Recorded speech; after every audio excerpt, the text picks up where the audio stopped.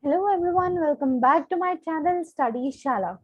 So, for today we are going to do the topic of Bangladesh and its political situation. It's quite interesting topic, but before getting into the video, just make sure that you have liked my video, shared my video with one of your best friends or two of your best friends or as many of you have, uh, and subscribe to my channel. So let us continue. So first of all, here you can see this is the map of Bangladesh, and the capital of Bangladesh is Dhaka. Okay, and the Bangladesh shares its border with approximately 4 states of India. First is Bangladesh from here, and then we have from the northern side it's Meghalaya. Then from here some parts of Assam, and then here from Tripura. So now this is the map of, this is the flag of Bangladesh, which have the green background and a red circle.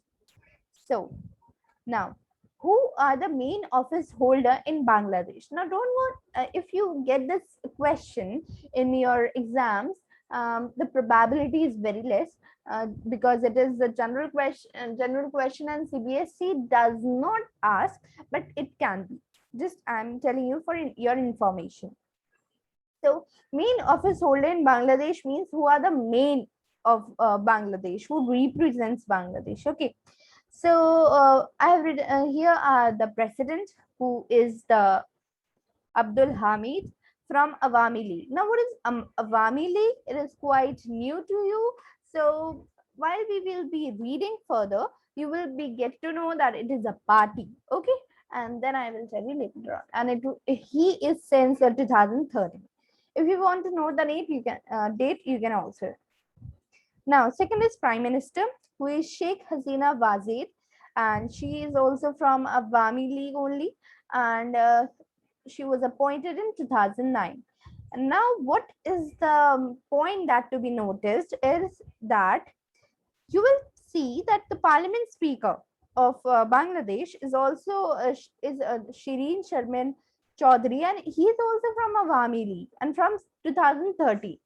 And only the Chief Justice in the main office holder, who is Syed Mahmood Hussain, is non-partisan. Means the Chief Justice does not have any party, as we know, and he is from 2015. So you can see from now only that the Awami League is in power in Bangladesh. Okay.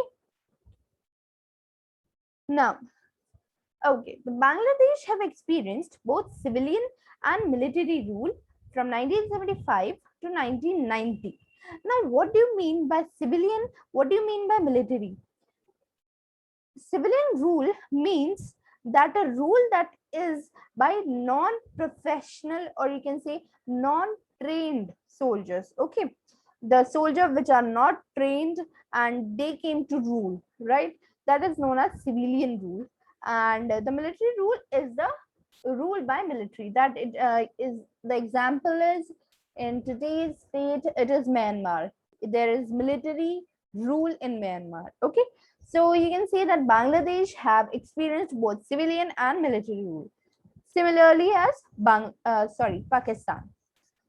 It is a parliamentary representative democratic republic whereby the Prime Minister of Bangladesh is the head of government and of a multi-party system.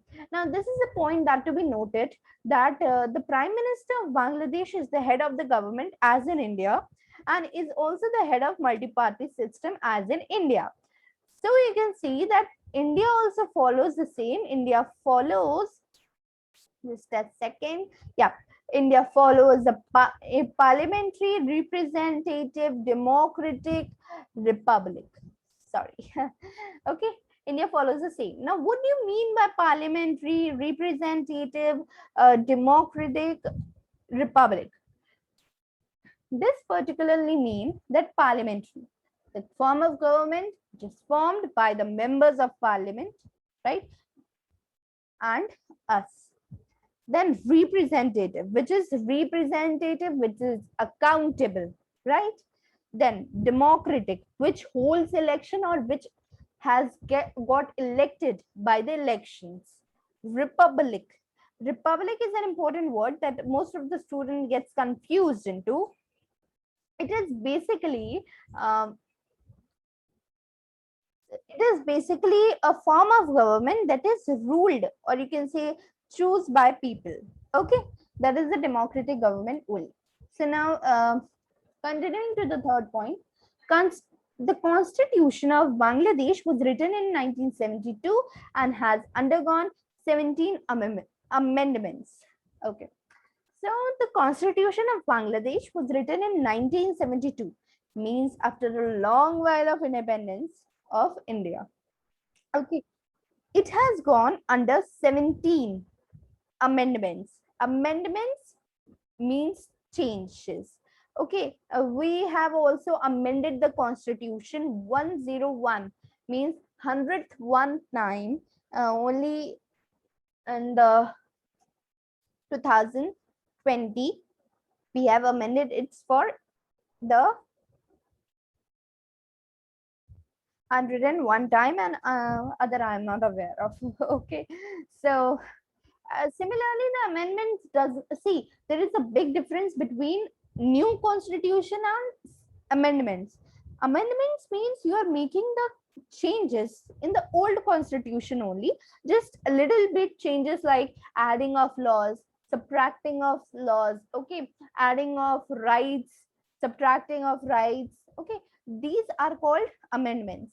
But when you just make the whole new constitution, that is when you just change the powers of government, when you change completely, I'm saying, right? So it is known as the new constitution. Then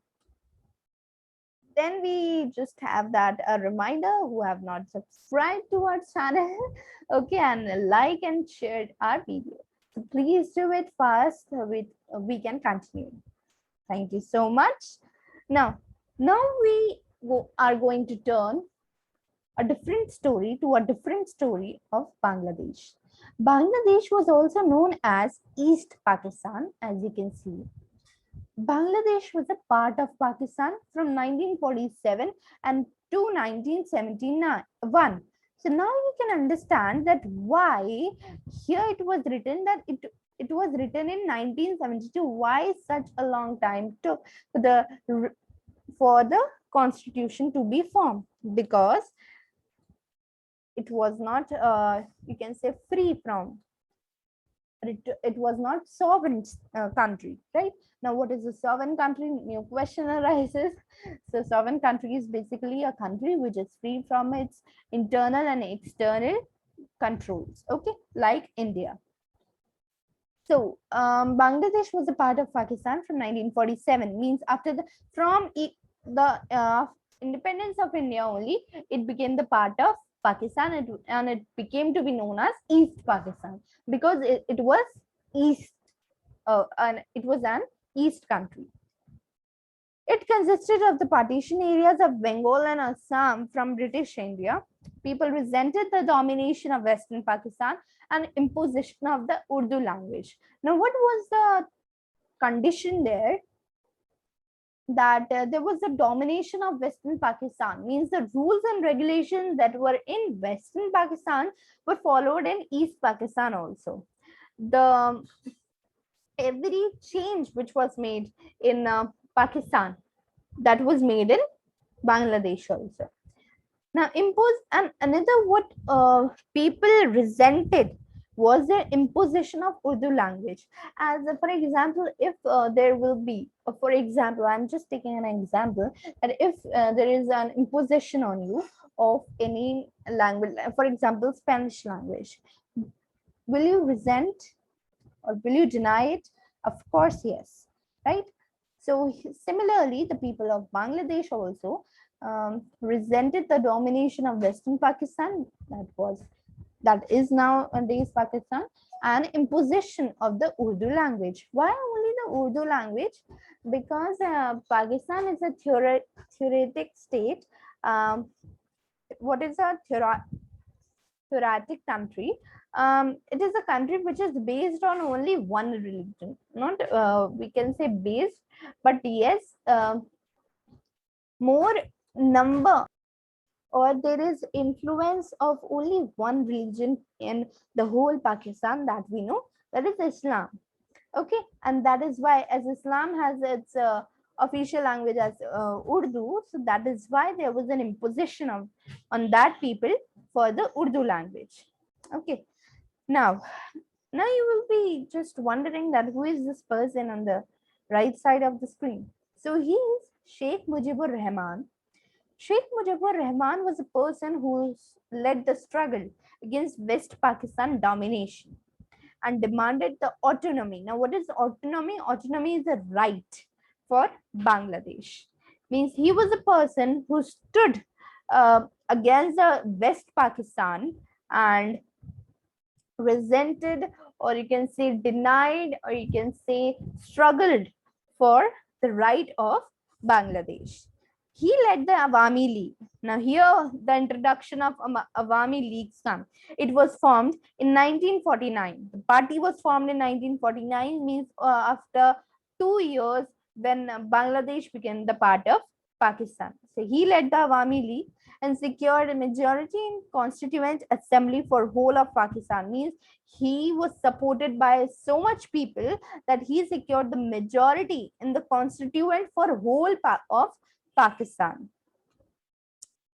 Okay. Bangladesh believed in secularism, democracy, and socialism. Now, for a class 12th, even 10th, even 11th student, the understanding of these three words is very important because two of them are included in our Indian Constitution or Indian preamble only, right? So first we come to secularism. Secularism is very simple word. It just means that you can't pay strain to only one religion, to follow only one religion, right? For example, we can say that in past, in the history, the Pakistan used to do it. And even now also, the Pakistan never followed the policy of secularism. Okay, it focused on one religion only, that is Islam.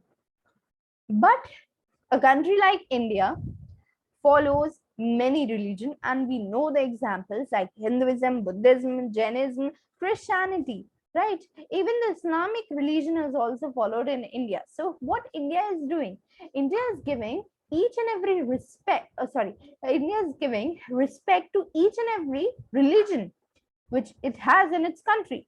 So this is known as secularism. Then we have democracy, that I told you, it means elections, holding elections.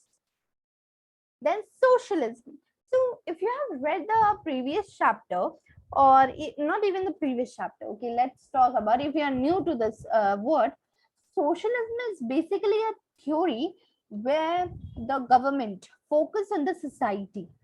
It focus on the egalitarian society. Now, what is egalitarian society? Egalitarian society is a society for welfare of the people and the need of equality. Means the society have two aims. First, welfare of the people, and second, to establish equality among all the members. Okay, so Bangladesh believed in these three words. In 1975, there was shift from parliamentary to presidential form of government by Sheikh Mujibur Rahman. And who was Sheikh Mujibur Rahman? He was So he made a shift from parliamentary to presidential. Now, what is parliamentary? What is presidential? Parliamentary form of government is where you get elected, and also there the head of the government and the state, not the state, sorry, head of the government is prime minister. And in the presidential form of government, the head of the state is, government is president. Now, for example, parliamentary government is in India and presidential government is in USA. In 1975, there was a shift from one type of government to the another by Sheikh Mujibur Rahman. He made the president more powerful, right? He abolished all the parties in Bangladesh except his party or league. And what was his league? His league was the Awami League, which he led or founded in 1949. Not only he founded, there were many people who founded Awami League. At last, he was assassinated in military uprising in August 1979. Then, so from till here, what was it? It was civilian rule. Now, from here, it is military rule. As you can see, it is a military uprising from August 1975. So now, a new person came to rule. Who? Ziaur Rahman. He. Ziaur Rahman formed his own Bangladesh National Party, means a new party, BNP, and won in 1979 elections. He was also assassinated, and then Lieutenant General H.M. Irshad came into rule. He is H.M. Irshad.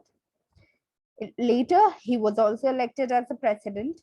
Now, till here, what we can see that one factor, which was democracy, is being followed as an elections were held. Now, the demand for democracy rose. Why? Because if you will see here in this line, at last he was assassinated in a military uprising. It means military rule came. And when you have military rule, the democracy is suppressed. As you can see in Myanmar, the people are protesting, but they don't have democracy now because there is military uprising. Then there was a step down in 1990, and since 1991, representative democracy, democracy which is represented and elected by the people, is working on.